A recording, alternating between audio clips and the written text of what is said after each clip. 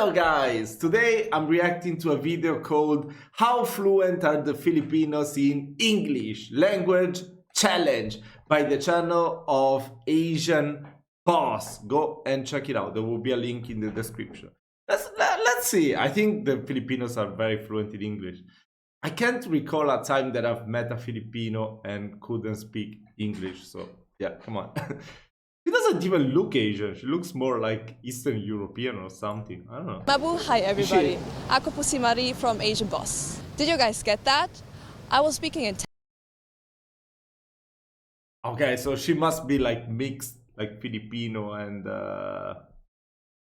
some other race, I guess. I don't know, race. Is that a word you can use? I don't know. Taglish, one of the most spoken languages in the Philippines. In one of our previous videos, we did a street interview in Manila and challenged Filipinos to speak only in Tagalog. But today we're going to switch the challenge and have people speak only in English. So let's see how well they do. Sa tingin nyo, ilang percentage ng mga Pinoy ang nagsasalita ng English? I think 80 to 85%. Sa panahon ngayon, 30% na lang pala. What? We went from the guy saying there will be around 80 to 85% of people speaking English in the Philippines, and she says 30%. I think she doesn't speak English. That's why she thinks that only 30% people. What the hell? Mga nasa 80%. Siguro yung mga magagaling talaga, mga 25 ganun. Feeling ko 70% kasi di ba official language din naman yung English. Most of Filipinos, syempre, sa gadgets, tapos natututunan sa school. Halos lahat ng subjects, yun na yung ginagamit, English language. Naririnig ko nagtataglish kayo, nagmimix kayo ng mga language, English, Tagalog, and even parang Spanish terms. Tama ba ako? I speak Spanish and I can guarantee that you didn't hear any Spanish. Apo. For the sake ng global viewers natin. Wait, let me bring it back before I... Is it been spoken in Spanish? Wait, let me hear it Di again. ba official language din naman yung English. Most of Filipinos, syempre, sa gadgets, tapos natututunan sa school. Halos lahat ng subjects, yun na yung ginagamit, English language. They didn't say a single word in maybe Filipinos, but that's, I don't know. They didn't say a single word in Spanish. Naririnig ko nagtataglish kayo, The guy representing Venice, yes. nagmix kayo ng mga language, English, Tagalog, and even parang Spanish terms. Tama ba ako? Apo. Apo. For the sake ng global viewers natin, can you explain ano yung taglish? Taglish po is a combination of English and Tagalog. In the middle of the sentence, pwede kang magtagalog and then switch to English. Parang hindi ko alam naging part na yun ng way ng pagsasalita, especially sa millennials. Ito po, challenge po tayo, ma'am. From now on po, English lang po yung salita niyong pagsagot niyo sa question ko. Is that possible, ma'am? Yes, it's possible. If you ask us some questions about English, okay, we will answer also in English. Okay. Okay, sige. Sige. Tagalog din I agree. Have you heard of the FIFA World Cup? Yes, I watched FIFA World Cup from the group stages to the finals. Okay. Kasi I really like volleyball. That is some dedication. Not like me, that when the FIFA World Cup for clubs, Juventus lost, I haven't watched any games since. I mean, I still watch the results, but come on, I don't know. Already speaking in Tagalog. I'm a volleyball player since elementary. So yun yung naka-focus ako sa ganung sports. Pero yung sinasabi mo sports, I don't really have any idea. We used to watch Basketball. FIFA because we are not a big fan of FIFA. Why do you think, sir, our Philippine Yeah, what was piva? Piva sounds like beer for Russians. Or pipa. team failed to qualify for the FIFA World Cup? There are a lot of factors that which is the Filipinos are not getting this, no? And that is for my side. The Philippine not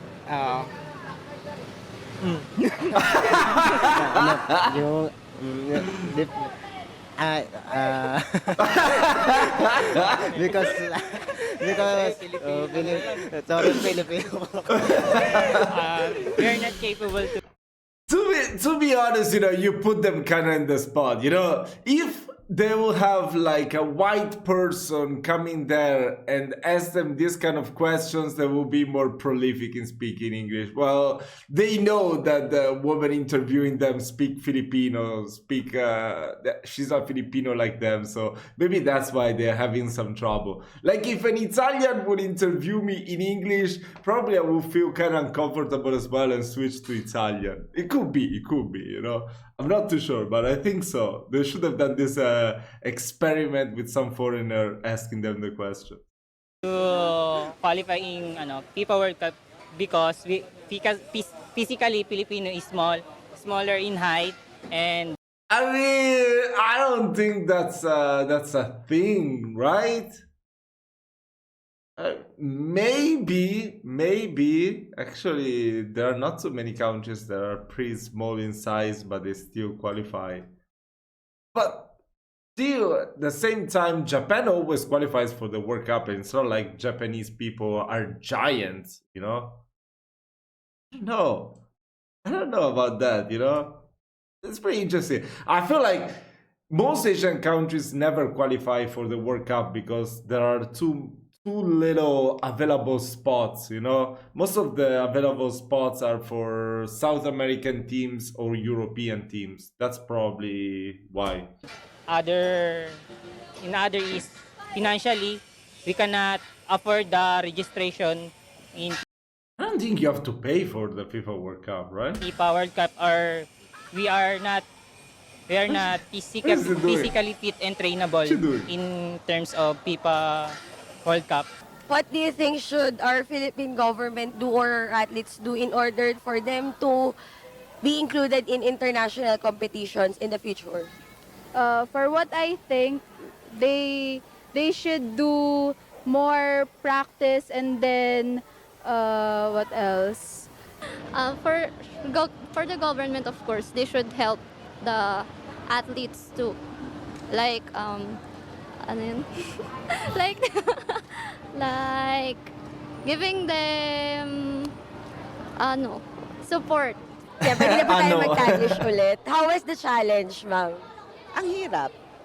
Mahirap. Mahirap. Mahirap kasi hindi ako nakapagsalita ng diretsong English. Very challenging. naman yung iba. See? Oh, She's sweating. In a scale of 1 to 10, how difficult it is? 5. Okay, 5 is not too bad.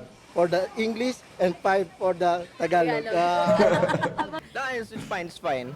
Siguro medyo prepared naman ako to speak in English because I am a future educator. So Okay. medyo talagang inaral ko yung English para may deliver ko yung lessons ko in the future.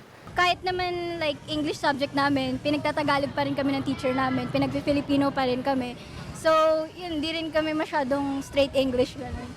Mahirap po kasi mahirap maghanap ng words, ng right words para na English kasi usually Taglish talaga yung ginagamit. Ganun. Bakit mo minimix yung Tagalog and English sa pagsasalita mo? Medyo bulol din po kasi ang mag-Tagalog. Ang hirap din namang magsalita ng diretsong Tagalog. Kasi may mga Pilipinong ang hirap, mas madali sabihin ng Tagalog at English. Actually, hindi ko rin alam. It just comes off naturally. Pero, meron kasing mga ideas siguro that are best expressed in English, and then there are others na mas maganda kung Filipino. Pag laging yung Taglish kasi minsan may mga terms tayo na hindi alam sa Tagalog. So mas madali siyang i-English kasi common siya. May incident na ba nangyari na may kausap kang native speaker ng English and then hindi kayo nagkaintindihan kasi nag-Taglish ka or nag-Tagalog ka? Yes, like for example, with my cousin, since he was born in the America, I was speaking in Taglish also that I thought he would understand, but no. Last December when I was with my cousins, they migrated from Philippines to America. The scenario was actually in a Starbucks when I asked him to buy me a frap. So I said, bilang mo nga ako nun, nung mocha na yun. He failed to understand me, so what he did was just give me his money. Sa opinion niyo po, ano ang tingin ng society ng Filipino sa isang fluent magsalita ng English? Well, culturally, mga tao pag nag-English, syempre, uy, matalino, maraming alam. So parang mga iba, natatakot siguro mag-English kasi baka kutsain o gano'n. Ano, mas higher yung tingin sa'yo ng mga tao. Parang ang dating But I mean, I feel like everyone could speak English. At least they understood everything. That's already something. Then if you stutter or whatever, it's not really a big issue. Come on. I mean, as long as you can get your point across, people can understand you, you can understand them. That's totally fine. I mean, if you're not... There's this exaggeration that everyone should speak fluent English. Come on. As long as you can understand people, you can get understood. That's perfectly fine. They're pretty fluent, I would say. ang galing ang talino mo pagka fluent ka. Pagka fluent ka mag-English, pero hindi naman lahat ng fluent mag-English ay matalino. Diba? Alam naman po natin yung Diba? mga Filipino, lagi pong nagpupunta sa iba't ibang lugar, ganun. Dibala. Mas good po kasi para makasabay po sila sa mga tao, maging confident po sila na makipag-usap sa mga tao, ganun. Kasi tingin nyo ba, dadating yung time na hindi na magsasalita ng Tagalog or Taglish yung mga Filipino in favor ng English lang, ng speaking fluently in English? Nah, that would be disgusting. Come on, that would be disgusting to destroy the whole culture and kill the language. Nah. I hope that would never happen.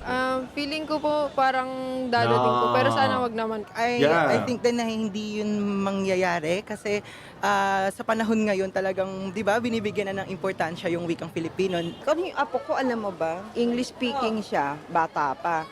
Ngayon, nahirapan kami turuan ng Tagalog. Mali yung gano'n. I can say possible. Yung mga grade 2 ko, grabe hindi talaga marunong mag-Tagalog. Kailangan mo talaga i-translate kung minsan. Sabi ko, buti na lang hindi ako Filipino teacher sa kanila. So if ever po dumating yung time na yun, sir, ano po sa tingin nyo ang relevance noon sa Philippine society? Parang may negative side din eh.